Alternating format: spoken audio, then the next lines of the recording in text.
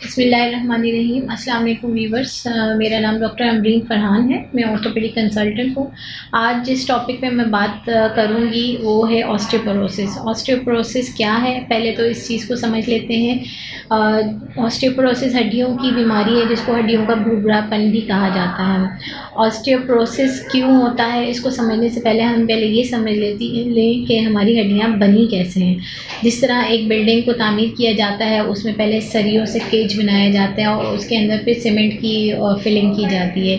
इसी तरीके से हमारी हड्डियों में भी एक स्ट्रक्चर है जो कि प्रोटीन से बना हुआ है और उसके ऊपर फिर मिनरल डिपोजिशन होती है, जो कैल्शियम, मैग्नीशियम और दूसरे मिनरल्स होते हैं हमारी बॉडी में, वो मिल के प्रोटीन और मिनरल्स मिल के हमारी हड्डियाँ बनती हैं।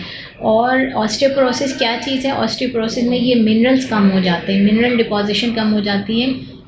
प्रोटीन स्ट्रक्चर हमारा रहता है, लेकिन जो उसको मजबूत करने वाली चीज़ें हैं, जो हमारी जैसे बिल्डिंग में सीमेंट का काम जो चीज़ कर रही है, वो सीमेंट कम हो जाता है, जिसको हम ये आम ज़बान में कह सकते हैं कि कैल्शियम या मैग्नीशियम और इस तरह के मिनरल्स की कमी हो गई है वक्त के साथ साथ, एज के साथ साथ।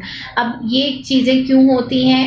ज़्यादातर ख़वातीन इससे मुतासर होती हैं उम्र के साथ साथ। जब ख़वातीन के हार्मोन्स ख़त्म हो जाते हैं तो उसमें कैल्शियम का स्टे रुक जाता है, कैल्शियम डैमेज, बोन्स डैमेज ज़्यादा हो रही होती हैं और बनना कम हो जाती हैं। तो ये जो बैलेंस एक है कि नई बोन बनना और पुरानी बोन ख़त्म होना, ये बैलेंस आउट हो जाता है। बोन जो नई बन रही है वो कम बनती है, जिसकी वजह से बोन्स आहिस्ता आहिस्ता वीक होना शुरू हो जाती हैं और उस एक स्टेज ऐसी आती है कि उसमें फिर फ्रैक्चर्स होना शुरू हो जाते हैं। इसको हम हड्डियों का भुरभुरापन या ऑस्टियोपोरोसिस कहते हैं।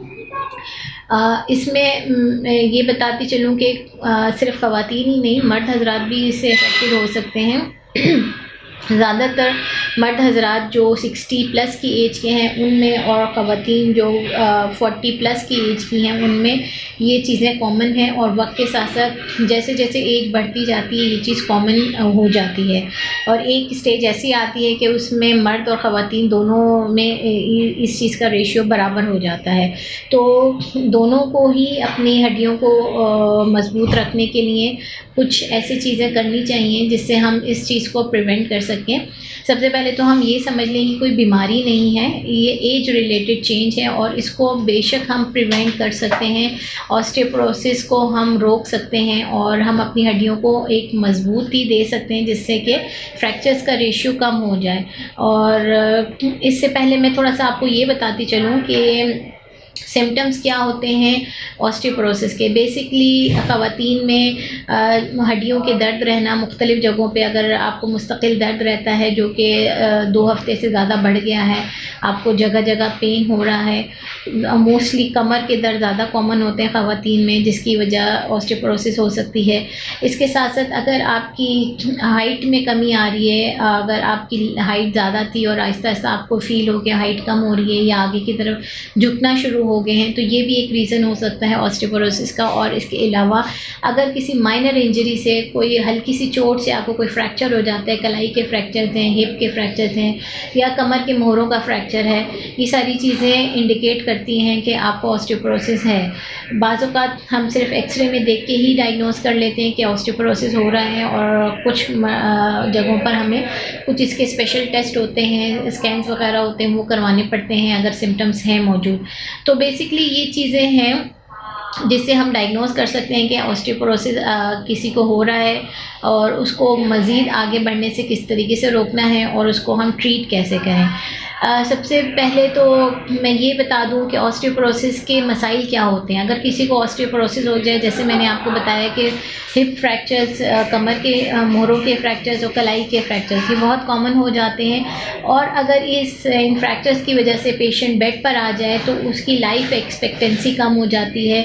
आपको एक मेजर सर्जरी की ज़रूरत पड़ सकती है और आपके अगर वो सर्जरी प्रॉपर तरीके से किसी वजह से ना हो सके तो फिर बेड बाउंड हो जाते हैं और बेड बाउंड होने से मज़ीद हड्डियाँ कमज़ोर होती हैं, मरीज़ के और जगहों पे इन्फेक्शंस हो सकते हैं और उसके साथ साथ ये होता है कि मरीज़ की लाइफ एक्सपेक्टेंसी कम हो जाती है, यानी कि उसकी जो नॉर्मल लाइफ है उससे कम हो सकती है। तो ये एक ऐसी चीज़ है जिसको हम प्रिवेंट कर सकते हैं अगर हम अपनी ग़िज़ा का ख़्याल रखें, अपनी एक्टिविटीज़ का ख़्याल रखें और अपने जो रेगुलर बेसिस पे सप्लीमेंट्स की ज़रूरत है वो अगर हम लेते रहें तो ये चीज़ को हम प्रिवेंट कर सकते हैं। अब मैंने आपको सिम्टम्स बता दिए, अब हम ट्रीटमेंट की तरफ अगर आना चाहें कि हम ट्रीट कैसे करें। देखें, एक तो पहले ये है कि अर्ली एज में जिस 20s और 30s की एज होती है, इसमें कैल्शियम इंटेक रेगुलर होना चाहिए। ज़्यादातर ख़वातीन इसमें अफेक्टेड होती हैं, तो ख़वातीन को अपनी हेल्थ का ख़्याल रखना चाहिए। मिल्क इंटेक एक रेगुलर बेसिस पे हर खातून को लेना चाहिए। बहुत सी ख़वातीन कहती हैं कि हमें दूध का टेस्ट पसंद नहीं है या हम दूध लेना पसंद नहीं करते, तो ये चीज़ आगे चल के फिर आपकी बोन्स को वीक करती चली जाती है। तो मिल्क इंटेक बहुत इम्पॉर्टेंट है, सन एक्सपोजर बहुत इम्पॉर्टेंट है जिससे विटामिन डी बनता है। और दूसरा, चाइल्ड बेयरिंग एज, जो हामला ख़वातीन होती हैं और जिनकी मल्टीपल प्रेगनेंसीज़ हो चुकी हैं, जो 2, 4 या 5 डिलीवरीज़ हो चुकी हैं, तो उनमें कैल्शियम डेफिशिएंसी बहुत तेज़ी से होती है। गो के उस वक्त उन्हें इसका पता नहीं चलता, क्योंकि उस वक्त अर्ली एज होती है, 30s में 20s में ख़वातीन अपनी सेहत का ख़्याल नहीं रखती, लेकिन आगे चल के ओवरऑल हड्डियाँ आहिस्ता आहिस्ता कमज़ोर होना शुरू हो जाती हैं। तो अर्ली एज से ही अगर आप अपनी बोन्स का ख़्याल रखें, ग़िज़ा का ख़्याल रखें, दूध या दूध से बनी हुई चीज़ें इस्तेमाल करें, अपनी एक्टिविटीज़ को बेहतर रखें। सेडेंट्री लाइफ स्टाइल, जिस तरह बेड पे ज़्यादा देर रहना और अपनी एक्टिविटीज़ को कम करना, उससे भी हड्डियाँ कमज़ोर होती हैं। जितना हम अपनी हड्डियों को, अपने मसल्स को, बोन्स को यूज़ में रखते हैं, वो रीमॉडलिंग हो रही होती है, यानी कि हमारी पुरानी बोन ख़त्म होकर नई बोन बनना का अमल जो है वो एक नॉर्मल प्रोसेस है जो हर बंदे में चल रहा होता है। तो अगर हम अपनी एक्टिविटीज़ को रखें तो वो चीज़ बेहतर रहती है, ठीक है। लेकिन अगर ऑस्टियोपोरोसिस हो जाए तो उस वक्त हमें क्या करना चाहिए, तो उसमें फिर हम ट्रीटमेंट की तरफ आते हैं। ट्रीटमेंट में कैल्शियम इंटेक ज़्यादा ज़रूरी है ओल्ड एज में as compare to early age में। ओल्ड एज में कैल्शियम की सप्लीमेंट्स हम दे सकते हैं, मिल्क इंटेक बढ़ा सकते हैं, और इसके साथ साथ बहुत सारी ट्रीटमेंट ऑप्शंस अवेलेबल हैं जो हम पेशेंट को दे सकते हैं। कुछ ऐसी प्रोडक्ट्स, मेडिसिन्स हैं, केमिकल्स मौजूद हैं जो कि हम पेशेंट को अगर दें तो वो कैल्शियम को स्टोर करके रखने में हेल्प कर सकता है बॉडी के साथ। तो ये सारी चीज़ें हैं जिससे हम ऑस्टियोपोरोसिस को प्रिवेंट कर सकते हैं और ट्रीट भी कर सकते हैं।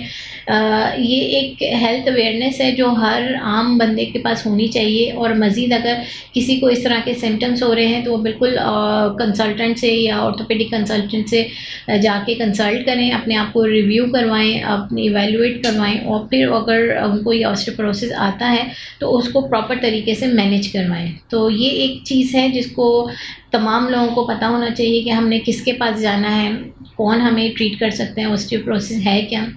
तो ये एक जनरल अवेयरनेस के लिए ये चीज़ें, इंफॉर्मेशन आपके पास पहुंचाई गई है। मज़ीद अगर आप कुछ जानना चाहें तो बिल्कुल आप मेरी ओपीडी में विज़िट भी कर सकते हैं और अपॉइंटमेंट करवा के मुझसे कंसल्ट भी कर सकते हैं। तो इंशाल्लाह जो भी आपकी कंडीशन है उसको प्रॉपर तरीके से देख के आपको गाइड किया जा सकता है। Thank you so much.